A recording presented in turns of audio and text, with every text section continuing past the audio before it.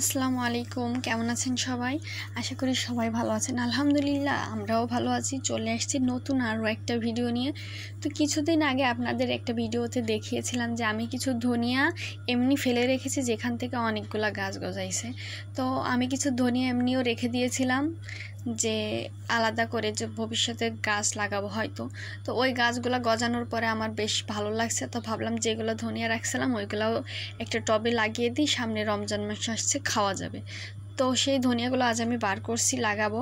বাসায় কিছু টব ছিল, কিছু মগে আমি ফুলের চারা লাগিয়েছিলাম, তো সেগুলা আমি আজ বার করছি, পরিষ্কার করছি। যেহেতু গাছগুলা মারা গেছে ভিতরেরগুলো, আমি টবগুলা বার করে পরিষ্কার করে ভিতরের মাটিগুলা কুপিয়ে সুন্দর করে ধনিয়াগুলো লাগানোর জন্য রেডি করছিলাম। তো এর আগেও আমি একবার ধনিয়া লাগাইছিলাম বীজ কিনে এনে, কিন্তু সেই ধনিয়াগুলো একটাও গাছ হয়নি। কিন্তু পরে আমি যেগুলো এমনি ফেলে রাখছিলাম সেইগুলো দিয়ে কী সুন্দর গাছ হয়েছে।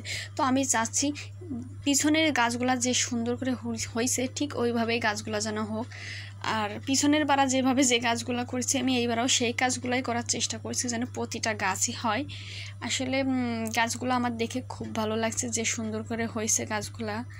তো আমি ধনিয়াগুলো আগের বার বেশি করে ভিজাইছিলাম, তাইতে এবার ধনিয়াগুলো আমি বেশি করে ভিজানোর চেষ্টা করছি, যাতে প্রতিটা মানে বীজে পানি যায় আর প্রতিটা গাছই যেন হয়।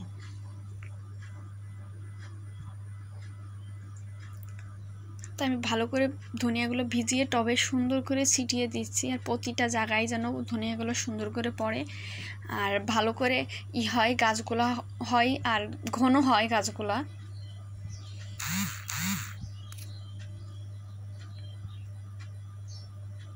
সবগুলো ধনিয়া আমি এইভাবে ছিটিয়ে দিয়ে শেষ করব। আর গাছগুলা পানি আমি আগের বার পানিতে রাখছিলাম না, পানি কম দিয়েছিলাম, এবার পানিটাও কম দিয়েছি, মাটিটা শুকনো শুকনো আছে। আগের বার গাছগুলো শুকনো জায়গায় ছিল, যার কারণে সুন্দর হয়েছিল। দেখেন এই সেই গাছগুলো কত বড় হয়েছে আর কত ঘন হয়েছে, একটা বীজও মনে হয় মারা যায়নি, সব কটা ধনিয়া থেকে বীজ হয়েছে, গাছ হয়েছে। সাথে কিছু ডাল পড়ছিল, ডাল গাছগুলোও গজায় গেছে। এই জন্য লোকে বলে অযত্নের জিনিস সবসময় সুন্দর হয়। তো আমি ওই গাছের সাথেই এই গাছগুলো এনে রাখছি। তো দেখা যাক গাছগুলো কি হয়। তো আজ এই পর্যন্তই, আল্লাহ হাফেজ।